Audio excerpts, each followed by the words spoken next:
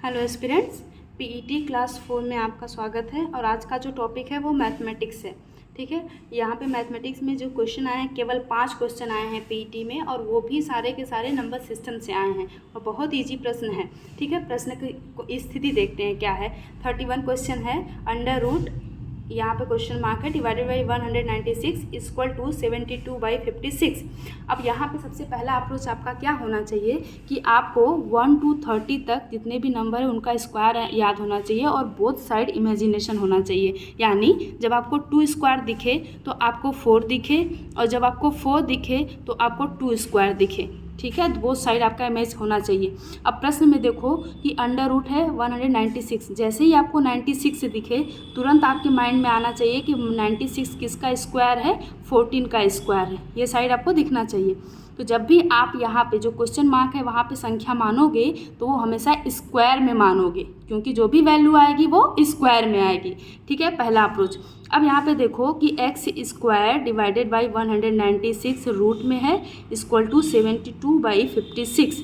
तो जब ये रूट से बाहर निकलेगा तो ये हो जाएगा x/14 इक्वल टू 72/56। तो अब 14 से 56 को काटोगे 4 टाइम्स और 4 से 72 को काटोगे तो 18 टाइम्स। तो x इक्वल टू कितना आ गया, 18। अब आपको यहाँ पे थोड़ा सा एग्जाम प्रेशर को झेलते हुए थोड़ा सा पेशेंस भी रखना पड़ेगा। ऑप्शन में ए 18 है और सी 324 भी है, 14 है, 212 भी है। तो जैसे ही आपको 18 दिखेगा आप यहीं पे सॉल्व कर दोगे, लेकिन आपको पेशेंस रखना है कि ये अंडर रूट में है और जो भी वैल्यू आएगी वो स्क्वायर के फॉर्म में आएगी। तो इसका 18 का स्क्वायर क्या होगा, 324। तो राइट आंसर इज सी। ठीक है, आपको ये थोड़ा सा पेशेंस रखना है। नेक्स्ट क्वेश्चन है क्वेश्चन नंबर 32। जब भी आपको मैंने कहा कि स्क्वायर दिखे तो उसका नंबर दिखना, स्क्वायर कितना होता है वो दिखना चाहिए, और जब नंबर दिखे तो दिखना चाहिए कि वो स्क्वायर है या क्यूब है। अब क्वेश्चन नंबर 32 में भी यही अप्रोच है। देखो 185 है, इंटू 3 टाइम्स है, तो ये हो गया 885 क्यूब। ठीक है, फिर बीच में प्लस है, फिर उसके बाद दूसरा अप्रोच है 115, ये भी क्यूब में है। ठीक है, 115 क्यूब, सही है। अब नीचे आपको दिख रहा है 885 का स्क्वायर प्लस 115 का स्क्वायर, ठीक है, प्लस माइनस 885 माइनस 115, यानी आपको ये दिख रहा है A square plus B square minus A B, और ऊपर वाला दिख रहा है A cube plus B cube. तो A cube plus B cube का फार्मूला होता है 885 प्लस 115, यानी एक ब्रैकेट में ए प्लस बी और दूसरे ब्रैकेट में होता है A square plus B square minus A B, जो फॉर्म आपको कहाँ पे दिख रहा है, नीचे। तो जब भी ये टूटेगा तो इसी फॉर्म में टूटेगा, तो ये और ये कैंसिल हो जाएगा, बचेगा क्या, 885 प्लस 115। तो इसको जोड़ेंगे तो आंसर आएगा 1000। तो राइट आंसर इज डी, 1000। ठीक है, चलो नेक्स्ट क्वेश्चन 33 क्या है कि ये √5 माइनस √3 डिवाइडेड बाई √5 प्लस √3 किसके बराबर है। ऐसे क्वेश्चन जब दिखे आपको तो तुरंत इसका परिमयीकरण कर दो। परिमयीकरण करने के लिए जो नीचे संख्या है उसके अपोजिट सिंबल के साथ, यदि प्लस है तो माइनस के साथ इसी संख्या का ऊपर नीचे गुणा कर देते हैं। कैसे करते हैं, देखो कि √5 minus √3 divided by √5 plus √3 equal to, परिमयीकरण करेंगे तो into √5 minus √3 divided by √5 minus √3। जब भी ये आपको देखे एक ब्रैकेट में ए प्लस बी, दूसरे ब्रैकेट में ए माइनस बी, तो ये फॉर्मूला बन गया A square minus B square का। ठीक है, जबकि ऊपर वाला फॉर्मूला नहीं बन रहा है, आपको दोनों ब्रैकेट का गुणा करना पड़ेगा। √5 इंटू √5, √5 इंटू √3, √3 इंटू √5, √3 इंटू √3। ठीक है, जब ये आप गुणा करेंगे तो ये आएगा √5 का square 5 minus √5 into √3 minus 15, √15 minus √15, 3 5 15, फिर माइनस माइनस है तो सिंबल प्लस हो जाएगा, √3 इंटू √3 इक्वल टू 3, सही है। और डिवाइडेड बाई ये हो जाएगा ए स्क्वायर माइनस बी स्क्वायर, √5 का स्क्वायर माइनस √3 का स्क्वायर।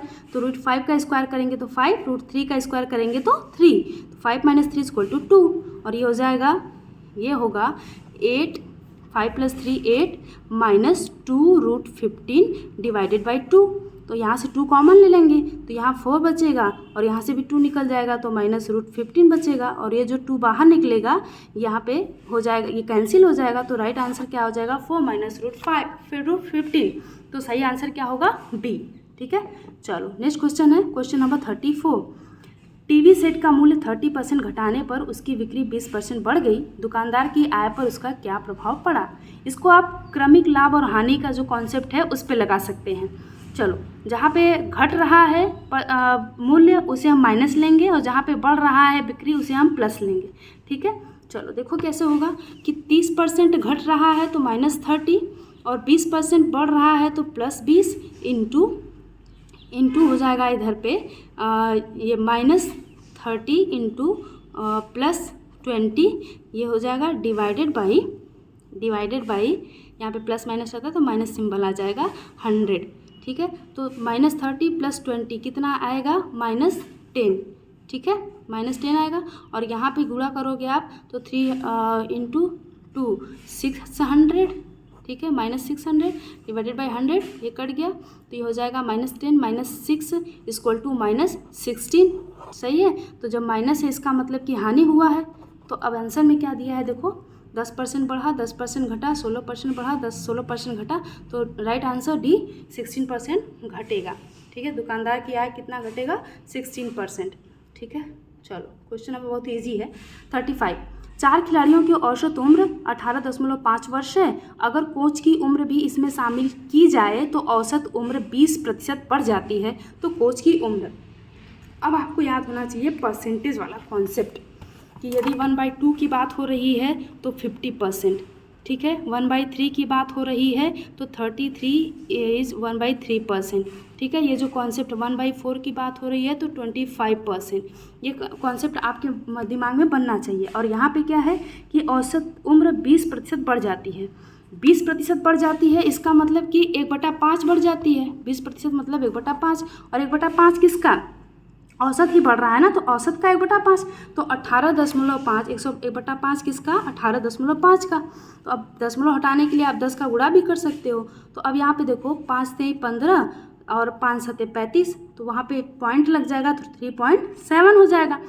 तो अब यानी कि औसत में कितने की वृद्धि हो रही है 3.7। यानी कि प्रश्न देखो क्या कर रहा है कि 4 खिलाड़ी की औसत उम्र 18.5 है और कोच की उम्र कोच उसमें शामिल हो जाता है तो औसत उम्र 3.7 वर्ष बढ़ जाता है। तो कोच के आने से उम्र 3.7 औसत 3.7 बढ़ा, इसका मतलब कि हर खिलाड़ी के उम्र में 3.7 वर्ष बढ़ेगा। तो 4 खिलाड़ी हैं तो सब में बढ़ेगा, तो कोच को भी शामिल कर लेंगे। कुल 5 लोगों का कितना बढ़ेगा, एक के आने से 3.7 बढ़ रहा है, तो 5 के आने से कितना बढ़ेगा 5 × 3.7, तो 5 × 3.7 को कितना हो जाएगा 5 × 7 = 35, 5 × 3 = 15, 18 हो गया 18.5। कितना बढ़ा कुल 18.5, और पहले से औसत कितना है 18.5, तो 18.5 + 18.5 जोड़ दोगे तो आ जाएगा 37 वर्ष। तो जो कोच है उसकी उम्र कितनी है 37 वर्ष है। ठीक है, राइट आंसर क्या हो जाएगा डी।